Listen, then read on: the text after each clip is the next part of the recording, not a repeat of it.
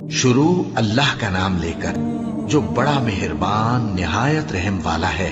سب تعریف اللہ ہی کو ہے جس نے اپنے محبوب بندے محمد صلی اللہ علیہ وآلہ وسلم پر یہ کتاب نازل کی اور اس میں کسی طرح کی گجی اور پیچیدگی نہ رکھی، بلکہ سیدھی اور سلیس اتاری تاکہ لوگوں کو عذاب سخت سے جو اس کی طرف سے آنے والا ہے ڈرائے، اور مومنوں کو جو نیک عمل کرتے ہیں خوشخبری سنائے کہ ان کے لیے ان کے کاموں کا نیک بدلہ یعنی بہشت ہے جس میں وہ ہمیشہ رہیں گے، اور ان لوگوں کو بھی ڈرائے جو کہتے ہیں کہ اللہ نے کسی کو بیٹا بنا لیا ہے۔ ان کو اس بات کا کچھ بھی علم نہیں اور نہ ان کے باپ دادا ہی کو تھا۔ یہ بڑی سخت بات ہے جو ان کے منہ سے نکلتی ہے، اور کچھ شک نہیں کہ یہ جو کچھ کہتے ہیں محض جھوٹ ہے۔ اے پیغمبر، اگر یہ اس کلام پر ایمان نہ لائیں تو شاید تم ان کے پیچھے رنج کر کر کے اپنے تئیں ہلاک کر دو گے۔ جو چیز زمین پر ہے ہم نے اس کو زمین کے لیے زینت بنایا ہے تاکہ لوگوں کی آزمائش کریں کہ ان میں کون اچھے عمل کرنے والا ہے، اور جو چیز زمین پر ہے ہم اس کو نابود کر کے بنجر میدان کر دیں گے۔ کیا تم خیال کرتے ہو کہ غار اور لوح والے ہماری نشانیوں میں سے عجیب تھے؟ جب وہ نوجوان غار میں جا رہے تو کہنے لگے کہ اے ہمارے پروردگار، ہم پر اپنے ہاں سے رحمت نازل فرما اور ہمارے کام میں درستی کے سامان مہیا کر۔ تو ہم نے غار میں کئی سال تک ان کے کانوں پر نیند کا پردہ ڈالے رکھا، یعنی ان کو سلائے رکھا، پھر ان کو جگا اٹھایا تاکہ معلوم کریں کہ جتنی مدت وہ غار میں رہے دونوں جماعتوں میں سے اس کی مقدار کس کو خوب یاد ہے۔ ہم ان کے حالات تم سے صحیح صحیح بیان کرتے ہیں۔ وہ کئی نوجوان تھے جو اپنے پروردگار پر ایمان لائے تھے، اور ہم نے ان کو اور زیادہ ہدایت دی تھی، اور ان کے دلوں کو مربوط یعنی مضبوط کر دیا۔ جب وہ اٹھ کھڑے ہوئے تو کہنے لگے کہ ہمارا پروردگار آسمانوں اور زمین کا مالک ہے، ہم اس کے سوا کسی کو معبود سمجھ کر نہ پکاریں گے۔ اگر ایسا کیا تو اس وقت ہم نے بے عقلی کی بات کی۔ ان ہماری قوم کے لوگوں نے اس کے سوا اور معبود بنا رکھے ہیں، بھلا یہ ان کے معبود ہونے پر کوئی کھلی دلیل کیوں نہیں لاتے؟ تو اس سے زیادہ کون ظالم ہے جو اللہ پر جھوٹ باندھے؟ اور جب تم نے ان مشرکوں سے اور جن کی یہ اللہ کے سوا عبادت کرتے ہیں ان سے کنارہ کر لیا ہے تو غار میں چل رہو، تمہارا پروردگار تمہارے لیے اپنی رحمت وسیع کر دے گا اور تمہارے کاموں میں آسانی کے سامان مہیا کرے گا۔ اور جب سورج نکلے تو تم دیکھو کہ دھوپ ان کے غار سے داہنی طرف سمٹ جائے، اور جب غروب ہو تو ان سے بائیں طرف کترا جائے، اور وہ اس غار کے کشادہ حصے میں تھے۔ یہ اللہ کی نشانیوں میں سے ہیں، جس کو اللہ ہدایت دے وہ ہدایت یاب ہے، اور جس کو گمراہ رہنے دے تو تم اس کے لیے کوئی دوست راہ بتانے والا نہ پاؤ گے۔ اور تم ان کے متعلق خیال کرو کہ وہ جاگ رہے ہیں حالانکہ وہ سوتے ہیں، اور ہم ان کو دائیں اور بائیں کروٹ بدلاتے تھے، اور ان کا کتا چوکھٹ پر دونوں ہاتھ پھیلائے ہوئے تھا۔ اگر تم ان کو جھانک کر دیکھتے تو پیٹ پھیر کر بھاگ جاتے اور ان سے دہشت میں آ جاتے۔ اور اسی طرح ہم نے ان کو اٹھایا تاکہ آپس میں ایک دوسرے سے دریافت کریں۔ ایک کہنے والے نے کہا کہ تم یہاں کتنی مدت رہے؟ انہوں نے کہا کہ 1 دن یا اس سے بھی کم۔ انہوں نے کہا کہ جتنی مدت تم رہے ہو تمہارا پروردگار ہی اس کو خوب جانتا ہے، تو اپنے میں سے کسی کو یہ روپیہ دے کر شہر بھیجو، وہ دیکھے کہ نفیس کھانا کون سا ہے تو اس میں سے کھانا لے آئے، اور احتیاط سے آئے جائے اور تمہارا حال کسی کو نہ بتائے۔ اگر وہ تم پر دسترس پا لیں گے تو تمہیں سنسار کر دیں گے یا پھر اپنے مذہب میں داخل کر لیں گے، اور اس وقت تم کبھی فلاح نہیں پاؤ گے۔ اور اسی طرح ہم نے لوگوں کو ان کے حال سے خبردار کر دیا تاکہ وہ جانیں کہ اللہ کا وعدہ سچا ہے، اور یہ کہ قیامت جس کا وعدہ کیا جاتا ہے اس میں کچھ شک نہیں۔ اس وقت لوگ ان کے بارے میں باہم جھگڑنے لگے اور کہنے لگے کہ ان کے غار پر عمارت بنا دو۔ ان کا پروردگار ان کے حال سے خوب واقف ہے۔ جو لوگ ان کے معاملے میں غلبہ رکھتے تھے وہ کہنے لگے کہ ہم ان کے غار پر مسجد بنائیں گے۔ بعض لوگ اٹکل پچو کہیں گے کہ وہ 3 تھے اور چوتھا ان کا کتا تھا، اور بعض کہیں گے کہ وہ 5 تھے اور چھٹا ان کا کتا تھا، اور بعض کہیں گے کہ وہ 7 تھے اور 8واں ان کا کتا تھا۔ کہہ دو کہ میرا پروردگار ہی ان کے شمار سے خوب واقف ہے، ان کو جانتے بھی ہیں تو تھوڑے ہی لوگ جانتے ہیں۔ تو تم ان کے معاملے میں بحث نہ کرنا مگر سرسری سی بحث، اور نہ ان کے بارے میں ان میں سے کسی سے کچھ دریافت ہی کرنا، اور کسی کام کی نسبت نہ کہنا کہ میں اسے کل کر دوں گا، مگر انشاءاللہ کہہ کر، یعنی اگر اللہ چاہے تو کر دوں گا۔ اور جب اللہ کا نام لینا بھول جاؤ تو یاد آنے پر لے لو، اور کہہ دو کہ امید ہے کہ میرا پروردگار مجھے اس سے بھی زیادہ ہدایت کی باتیں بتائے۔ اور اصحاب کہف اپنے غار میں 9 پر 300 سال رہے۔ کہہ دو کہ جتنی مدت وہ رہے اسے اللہ ہی خوب جانتا ہے، اسی کو آسمانوں اور زمین کی پوشیدہ باتیں معلوم ہیں، وہ کیا خوب دیکھنے والا اور کیا خوب سننے والا ہے۔ اس کے سوا ان کا کوئی کارساز نہیں، اور نہ وہ اپنے حکم میں کسی کو شریک کرتا ہے۔ اور اپنے پروردگار کی کتاب کو جو تمہارے پاس بھیجی جاتی ہے پڑھتے رہا کرو، اس کی باتوں کو کوئی بدلنے والا نہیں، اور اس کے سوا تم کہیں پناہ بھی نہیں پاؤ گے۔ اور جو لوگ صبح و شام اپنے پروردگار کو پکارتے اور اس کی خوشنودی کے طالب ہیں، ان کے ساتھ صبر کرتے رہو، اور تمہاری نگاہیں ان میں سے گزر کر اور طرف نہ دوڑیں کہ تم دنیاوی زندگی کی رونقوں کے خواستگار ہو جاؤ۔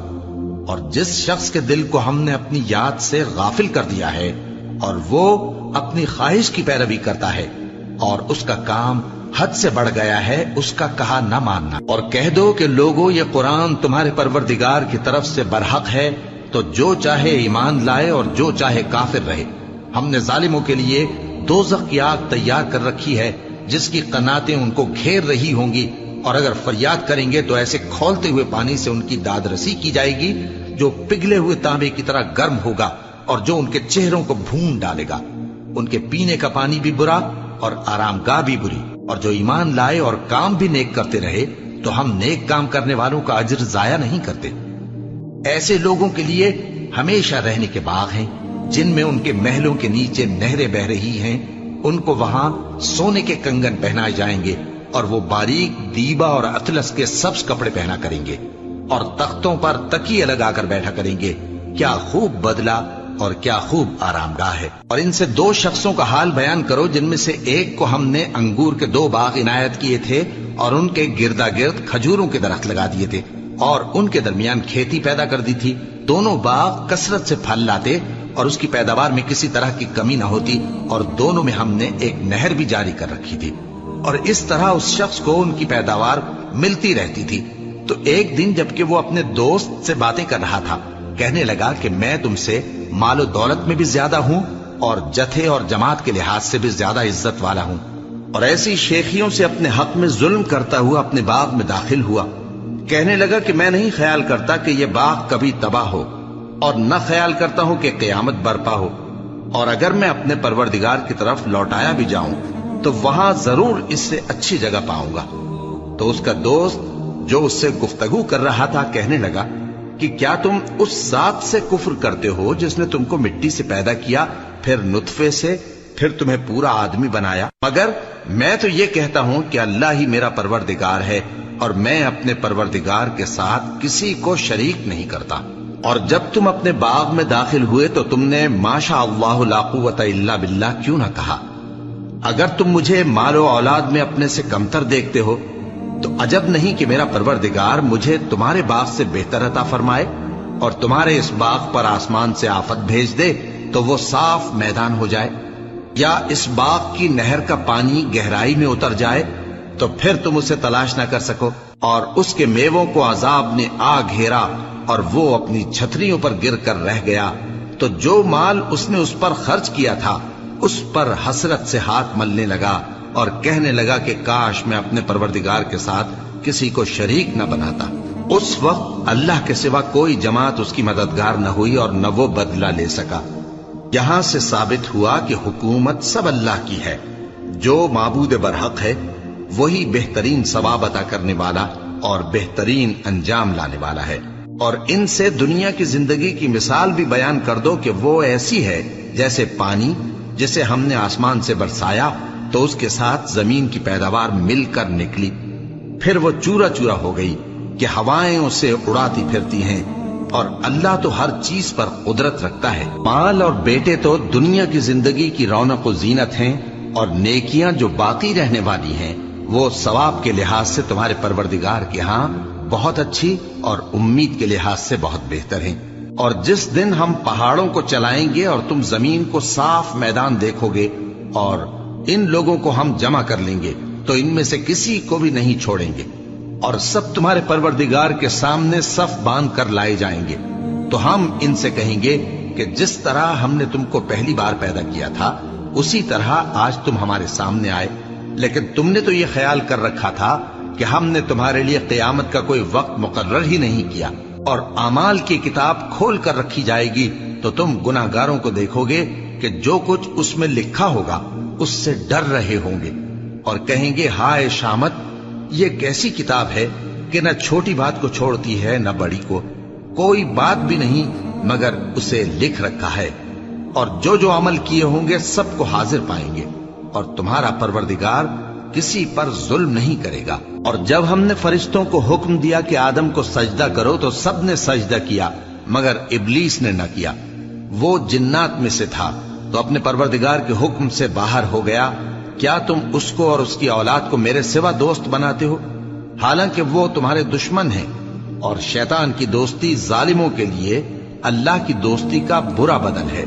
मैंने उनको न तो आसमानों और जमीन के पैदा करने के वक्त बुलाया था और न खुद उनके पैदा करने के वक्त, और मैं ऐसा न था कि गुमराह करने वालों को मददगार बनाता। और जिस दिन अल्लाह फरमाएगा कि अब मेरे शरीकों को जिनकी निस्बत तुम माबूद होने का गुमान रखते थे बुलाओ, तो वो उनको बुलाएंगे मगर वो उनको कुछ जवाब न देंगे, और हम उनके दरमियान हलाकत की एक जगह बना देंगे, और गुनाहगार लोग दोज़ख को देखेंगे तो यकीन कर लेंगे कि वो उसमें पड़ने वाले हैं और उससे बचने का कोई रास्ता न पाएंगे।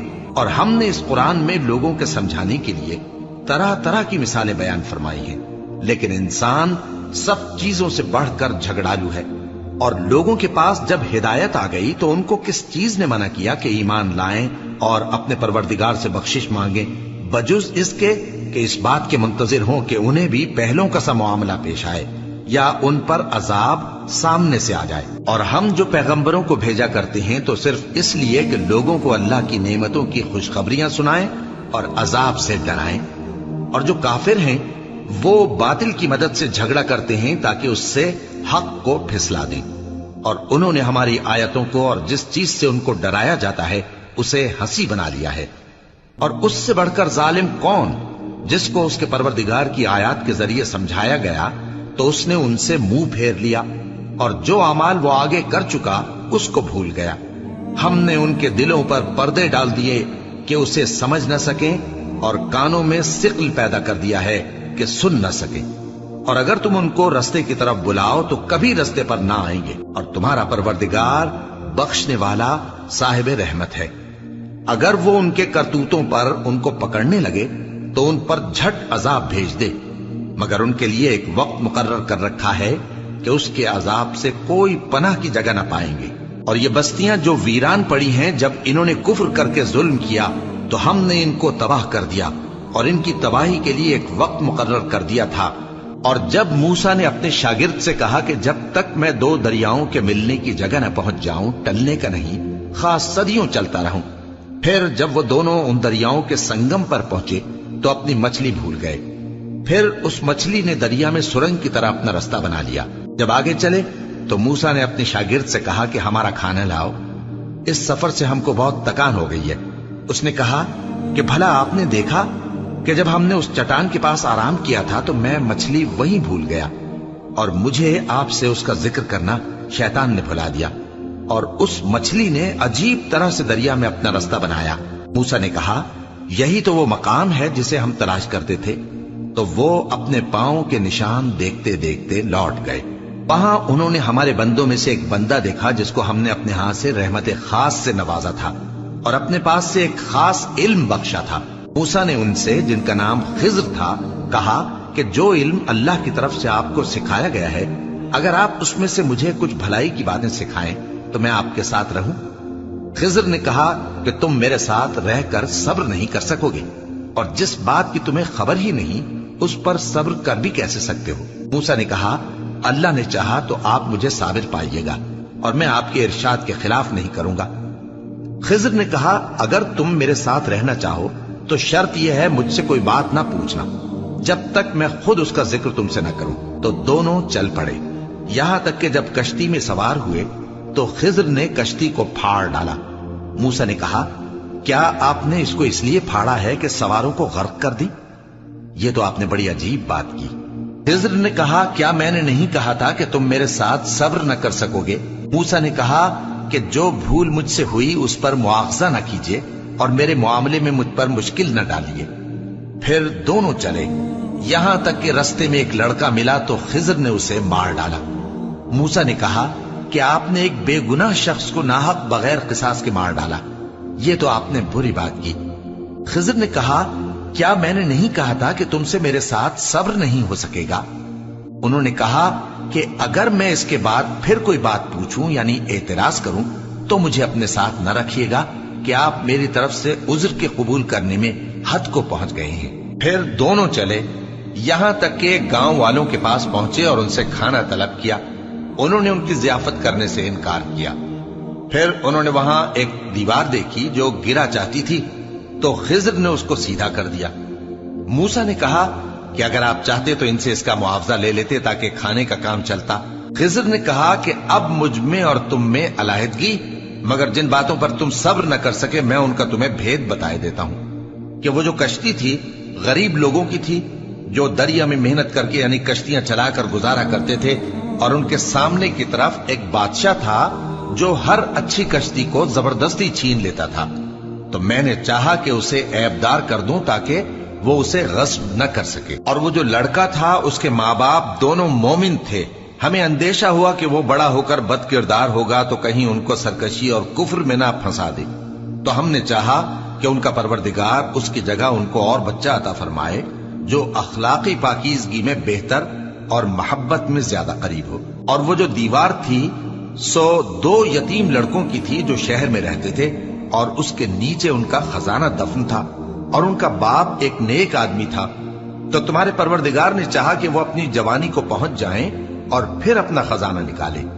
یہ تمہارے پروردگار کی مہربانی ہے، اور یہ کام میں نے اپنی طرف سے نہیں کیے، یہ ان باتوں کی حقیقت ہے جن پر تم صبر نہ کر سکے۔ اور تم سے ذوالقرنین کے بارے میں دریافت کرتے ہیں، کہہ دو کہ میں اس کا کسی قدر حال تمہیں پڑھ کر سناتا ہوں۔ ہم نے اس کو زمین میں بڑا اقتدار دیا تھا اور ہر طرح کا سامان اس کو عطا کیا تھا، تو اس نے ایک سفر کا سامان کیا، یہاں تک کہ جب سورج کے غروب ہونے کی جگہ پہنچا تو اسے ایسا پایا کہ ایک کیچڑ والے چشمے میں ڈوب رہا ہے، اور اس چشمے کے پاس ایک قوم دیکھی۔ ہم نے کہا ذوالقرنین تم ان کو خواہ تکلیف دو خواہ ان کے بارے میں بھلائی اختیار کرو، دونوں باتوں کی تم کو قدرت ہے۔ ذوالقرنین نے کہا کہ جو کفر و بد کرداری سے ظلم کرے گا اسے ہم سزا دیں گے، پھر وہ اپنے پروردگار کی طرف لوٹایا جائے گا تو وہ بھی اسے بڑا عذاب دے گا، اور جو ایمان لائے گا اور عمل نیک کرے گا اس کے لیے بہت اچھا بدلہ ہے، اور ہم اپنے معاملے میں اس سے نرم بات کہیں گے۔ پھر اس نے ایک اور سامان سفر کیا، یہاں تک کہ سورج کے طلوع ہونے کے مقام پر پہنچا تو دیکھا کہ وہ ایسے لوگوں پر طلوع ہوتا ہے جن کے لیے ہم نے دھوپ سے بچاؤ کی کوئی اوٹ نہیں بنائی تھی۔ حقیقت یوں ہی تھی، اور جو کچھ اس کے پاس تھا ہم کو سب کی خبر تھی۔ پھر اس نے ایک اور سفر کا سامان کیا، یہاں تک کہ 2 اونچے سیدھے پہاڑوں کے درمیان پہنچا تو دیکھا کہ ان کے اس طرف کچھ لوگ ہیں کہ بات کو سمجھ نہیں سکتے۔ ان لوگوں نے کہا کہ اے ذوالقرنین، یاجوج اور ماجوج اس علاقے میں فساد کرتے رہتے ہیں، بھلا ہم آپ کے لیے خرچ کا انتظام کر دیں کہ آپ ہمارے اور ان کے درمیان ایک دیوار کھینچ دیں۔ ذوالقرنین نے کہا کہ خرچ کا جو مقدور اللہ نے مجھے بخشا ہے وہ بہت اچھا ہے، تم مجھے قوت بازو سے مدد دو، میں تمہارے اور ان کے درمیان ایک مضبوط رکاوٹ بنا دوں گا۔ تم لوہے کے بڑے بڑے تختے میرے پاس لاؤ۔ چنانچہ کام جاری کر دیا گیا، یہاں تک کہ جب اس نے دونوں پہاڑوں کے درمیان کا حصہ برابر کر دیا اور کہا کہ اب اسے دھوکو، یہاں تک کہ جب اس کو دھونک دھونک کر آگ کر دیا تو کہا کہ اب میرے پاس تانبا لاؤ کہ اس پر پگھلا کر ڈال دوں۔ پھر ان میں یہ قدرت نہ رہی کہ اس پر چڑھ سکیں، اور نہ یہ طاقت رہی کہ اس میں نقب لگا سکیں۔ بولا کہ یہ میرے پروردگار کی مہربانی ہے، پھر جب میرے پروردگار کا وعدہ آ پہنچے گا تو اس کو ڈھا کر ہموار کر دے گا، اور میرے پروردگار کا وعدہ سچا ہے۔ اس روز ہم ان کو چھوڑ دیں گے کہ روئے زمین پر پھیل کر ایک دوسرے میں گھس جائیں گے، اور سور پھونکا جائے گا تو ہم سب کو جمع کر لیں گے، اور اس روز ہم جہنم کو کافروں کے سامنے لائیں گے جن کی آنکھیں میری یاد سے پردے میں تھیں اور وہ سننے کی طاقت نہیں رکھتے تھے۔ اب کیا کافر یہ خیال کرتے ہیں کہ وہ میرے بندوں کو میرے سوا اپنا کارساز بنائیں گے تو میں خفا نہیں ہوں گا؟ ہم نے ایسے کافروں کے لیے जहन्नम की मेहमानी तैयार कर रखी है। कह दो कि हम तुम्हें ऐसे लोग बताएं जो अमाल के लिहाज से बड़े नुकसान में हैं। ये वो लोग हैं जिनकी दौड़ धूप दुनिया की जिंदगी में बर्बाद हो गई और वो ये समझे हुए हैं कि वो अच्छे काम कर रहे हैं। ये वो लोग हैं जिन्होंने अपने परवरदिगार की आयतों को न माना और उसके सामने जाने से इनकार किया, तो उनके अमाल जाया हो गए। सो हम क़यामत के दिन उनके लिए कुछ भी वजन कायम नहीं करेंगे। ये उनकी सजा है यानी जहन्नम, इसलिए कि उन्होंने कुफ्र किया और हमारी आयतों और हमारे पैगंबरों की हंसी उड़ाई। जो लोग ईमान लाए और अमल नेक किए उनके लिए बहिश्त के बाग बतौर मेहमानी होंगे, हमेशा उनमें रहेंगे और वहां से मकान बदलना न चाहेंगे। कह दो कि अगर समंदर मेरे परवरदिगार की बातों के लिखने के लिए रोशनाई हो तो कबल इसके कि मेरे परवरदिगार की बातें तमाम हों समंदर खत्म हो जाए, अगरचे हम वैसा ही और उसकी मदद को लाएं। कह दो कि मैं तुम्हारी तरह का एक बशर हूं, अलबत्ता मेरी तरफ वही आती है कि तुम्हारा माबूद वही एक माबूद है। तो जो शख्स अपने परवरदिगार से मिलने की उम्मीद रखे चाहिए कि अमल नेक करे और अपने परवरदिगार की इबादत में किसी को शरीक ना बनाए।